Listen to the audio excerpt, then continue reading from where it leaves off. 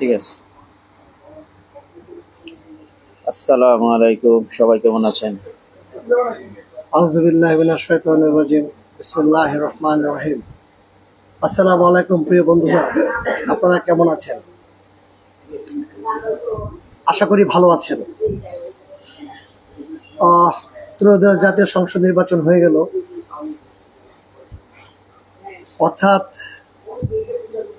আমার ধারণা যে গণতন্ত্রের একটি চারা গাছ লাগানো হয়েছে। এবার গাছটি গোড়ায় অনেক সার দেওয়া হয়েছে।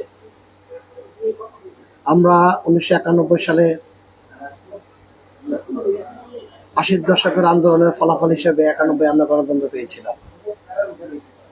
আবার আন্দোলন করে 1996 সালে আবার গণতন্ত্র পেয়েছি। আবার 2001 সালে আমরা গণতন্ত্র পেয়েছি। যাই হোক, প্রতিবারই আমরা গণতন্ত্র ফিরে পাই। কিন্তু এবার আমি একটু ডিফারেন্ট ফ্লেভার পাচ্ছি।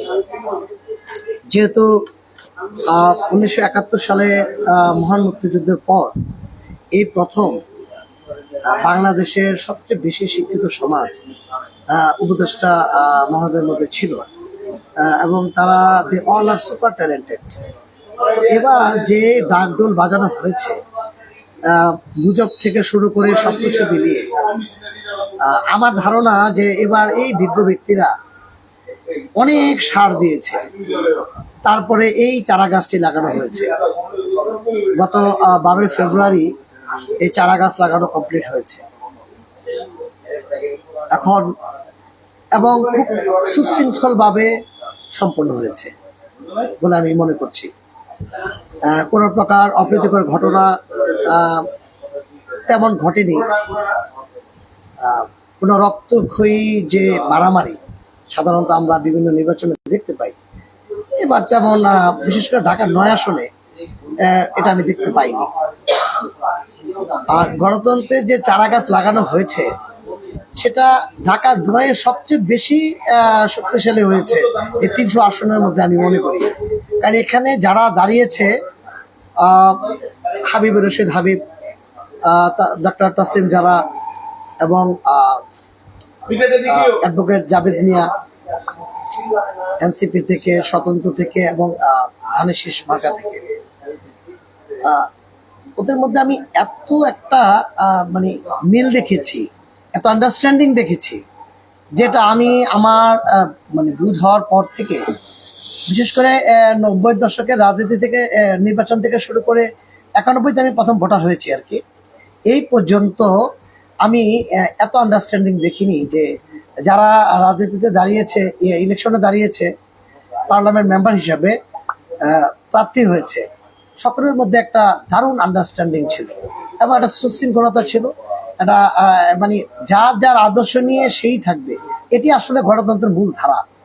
তো এই ধারাকে সামনে রেখে যেভাবে ত্রয়োদশ জাতীয় সংসদ নির্বাচন ঢাকার 9 আসনে হয়েছে, তো আমি মনে করি যে সারা বাংলাদেশের প্রত্যেকটি আসনে এর থেকে শিক্ষা নেওয়া উচিত। আগামীতে যেটাই হবে, নির্বাচন যখনই হবে, যাতে এই ক্যাটাগরি নির্বাচনই হয়। একজন একজনের সাথে সৌহার্দ্যপূর্ণ সম্পর্ক থাকবে, যে যাকে ইচ্ছা তাকে ভোট দিবে, কেউ কাকে প্রেশার ক্রিয়েট করবে না, সবার সাথে একটা মিউচুয়াল আন্ডারস্ট্যান্ডিং থাকবে। একজনের বাসায় একজন যাবে, যেই জয়যুক্ত হবে, জয়যুক্ত তো একজন হবে, বাকিরা যে তাকে ফুল দিবে, এবং তাদের যে এজেন্ডাগুলো আছে সেই এজেন্ডাগুলা যিনি জয়যুক্ত হয়েছে সেখান থেকে যেগুলো ভালো একসাথে বসে সেটা বাস্তবায়ন করলো, তাহলে আমরা যে আগামীর বাংলাদেশের স্বপ্ন দেখি, শান্তির বাংলাদেশ, সুন্দর বাংলাদেশ, সেই বাংলাদেশটা সম্ভব। আমি কিন্তু কখনো মানুষ স্বপ্ন দেখা পছন্দ করে, কিন্তু আমি এবার জানি খুব বেশি স্বপ্ন দেখে গেছি। যাই হোক, তো এই যে গণতন্ত্রের যে চারা গাছটা লাগালো, ঢাকার 9 আসনটা অত্যন্ত শক্তিশালী হয়েছে আজকে। আর সারা বাংলাদেশেও আমি আশা করব যে কিছু অপ্রীতিকর ঘটনা ছাড়া একই ধরনের ঘটনা ঘটেছে। এখন আমি সকলের প্রতি অনুরোধ করব যে এই যে চারা গাছটা লাগালো, এখন জনমনের প্রশ্ন যে এটা কতটুকু শক্তিশালী হবে। প্রতিবার তো লাগানো হয়, তারপর দেখা যায় যে হানাহানি। আমরা কিন্তু যারা সাধারণ মানুষ আছি, আমরা সাধারণ মানুষের আমরা সাক্ষাৎকার নিয়েছি, অনেকের সাথে কথা বলেছি, সকলে শুধু একটি কথাই বলে যে ভাই আমরা কিন্তু জিডিপি বুঝি না। আপনারা সংসদে বসে যদি বলেন যে এবার জিডিপি বৃদ্ধি পেয়েছে, সেটা কিন্তু নিম্ন মধ্যবিত্ত যারা আছে তারা কিন্তু এগুলা বুঝে না। তারা বুঝে হলো চাকরি করবে, শান্তিতে বসবাস করবে, আইন শৃঙ্খলা পরিস্থিতি সুন্দর থাকবে, খোলা আকাশের নিচে তারা ঘোরাফেরা করবে, এবং দেশে মাদক থাকবে না। এই ওদের ডিমান্ড কিন্তু অনেক বেশি না। আর দ্রব্যমূল্যটা নিয়ন্ত্রণের মধ্যে থাকবে, অর্থাৎ ক্রয় ক্ষমতার মধ্যে থাকবে।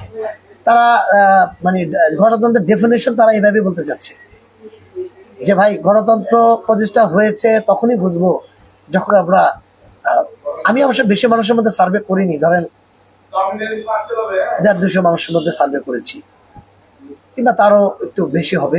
তো অত্যন্ত জেন্টেলম্যান তারা, তাদের কাছ থেকে আমি যতটুকু শুনলাম তারা বলতে চাচ্ছে হলো গণতন্ত্রের চারা গাছ লাগানো হয়েছে, আমরা খুবই খুশি। এখন সঠিক গণতন্ত্র প্রতিষ্ঠা করতে হলে ভাই আমরা শান্তিতে বসবাস করতে পারি, এলাকায় যাতে কোনো প্রকার মাদক না থাকে, আমরা শান্তিতে থাকতে চাই, সন্ত্রাস আমরা দেখতে চাই না। তো যাই হোক, আমি আশাবাদী যে সাধারণ মানুষের যে ভাবনা, যে এবার অনেক, আমি মনে করি যে অনেক সার দেওয়া হয়েছে, তারপরে গাছটি লাগানো হয়েছে। এবার যদি আমরা সঠিক গণতন্ত্র ফিরে পাই, তাহলে আমরা ধরে নিব আমরা টিকে গেলাম, বাংলাদেশ টিকে গেল, বাঙালি জাতি টিকে গেল। আমরা কারোর সাথে খারাপ ব্যবহার করব না, কারোর প্রতি মব জাস্টিস করব না, কারোর প্রতি আমরা মিথ্যাভাবে হয়রানি করব না। এটা যাতে যারা নবনির্বাচিত হয়েছে তাদের কাছে স্ব এলাকাবাসীর এতটুকুই প্রত্যাশা। আর আমি আগামীর বাংলাদেশের কর্ণধার হিসেবে আমার একটা সামাজিক সংগঠন আছে, আমি আগামী বাংলাদেশের পক্ষ থেকে সকলকে আন্তরিক শুভেচ্ছা এবং অভিনন্দন জানাই। আর যারা পরাজিত হয়েছে তাদের প্রতিও আমি অভিনন্দন জানাই যে আপনারা আপনাদের অতি অল্প সময়ে যে জনপ্রিয়তা হয়েছে এটা থেকে অনেক শিক্ষণীয় আছে। আর এবার রাজনীতিটা, ইলেকশনটা এমনভাবে হয়েছে যে আসলে ভালো মানুষের পক্ষেই, যে সাধারণ মানুষ এখন ভালো মানুষ চায়। আগে হলো ব্যক্তি, তারপর তারা তাদের প্রতীক সিলেকশন করেছে, আগে ব্যক্তিকে সিলেকশন করেছে। এটা এবার নির্বাচনে আমার ধারণা যে বিশেষ করে ঢাকা 9 আসনে সেটা আমি প্রমাণ পেয়েছি। অন্যান্য আসনে একই অবস্থা বিরাজ করছে, আমি যতটুকু জানি। তো যাই হোক, আমরা আগামীর বাংলাদেশকে আমরা সুন্দর বাংলাদেশ দেখতে চাই এবং শান্তিপ্রিয় বাংলাদেশ দেখতে চাই, এবং গণতন্ত্রের যে চারাটা বপন করা হয়েছে, আমি আশা করি এবারকার চারাটা হবে অত্যন্ত শক্তিশালী। এবং এখান থেকে যে গাছটা হবে, আগামী 17 তারিখ সম্ভবত শপথ গ্রহণ করা হবে, মন্ত্রী মহোদয়কে নির্ধারণ করা হবে, সংসদ হবে। তবে আমি আশা করি এবার যে চারা গাছটা, এবার যে গাছটা হবে, এই গাছটা অত্যন্ত হেলদি গাছ হবে। আমরা সাধারণ মানুষ আর হানাহানি দেখতে চাই না, আমরা চাই সুন্দর একটি বাংলাদেশ, যে বাংলাদেশ নিয়ে আমাদের সন্তানরা অত্যন্ত সুন্দরভাবে বসবাস করতে পারবে। এই বলে আজকে আমি শেষ করছি। আসসালামু আলাইকুম ওয়া রাহমাতুল্লাহি ওয়া বারাকাতুহু। আসসালামু আলাইকুম, সবাই ভালো থাকবেন।